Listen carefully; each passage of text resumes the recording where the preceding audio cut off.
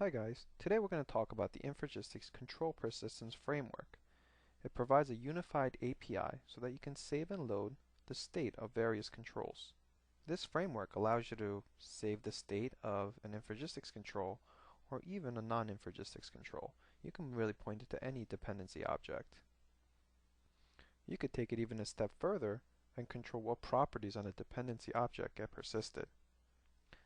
To show you how it works, let me take you over to Visual Studio and show how this unified API can be used to serialize the state information of our grid. Let me start to show you how this is all set up. You'll start to see references in a couple of assemblies, one to the persistence framework, another to our Silverlight base assembly, and one to the grid. If you come over to the application, you'll see a couple of things going on. You'll see the grid used to lay out all the various controls. You'll see a XAMPP web grid inside to show the display of information, and you'll see two buttons linked up to two click events. Now if I run this, now that we have our application up, you'll see that you have our grid with the two buttons. I'm going to start making some changes. For this particular grid, I enabled sorting and group by. So let me do that. I'm going to group by the category ID field. I'm going to expand this out and then sort by units in stock. So after I made these changes, I'm going to save these settings out by clicking on the Save Settings button.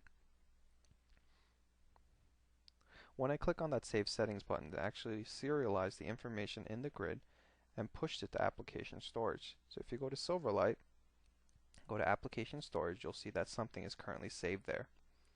Now let's say I do some other actions and I start looking around the grid and I want to go back to that original view where I save the information of the state of that grid. So I'm going to go over to this Load Settings button and click on that. When I do this, it's going to pull that information from application storage and push it back to the grid. And you'll see that not only did it do that group by, but it also did the sorting that I first enabled. So how does this all work? Let me take you to the code so you can see what's actually being done.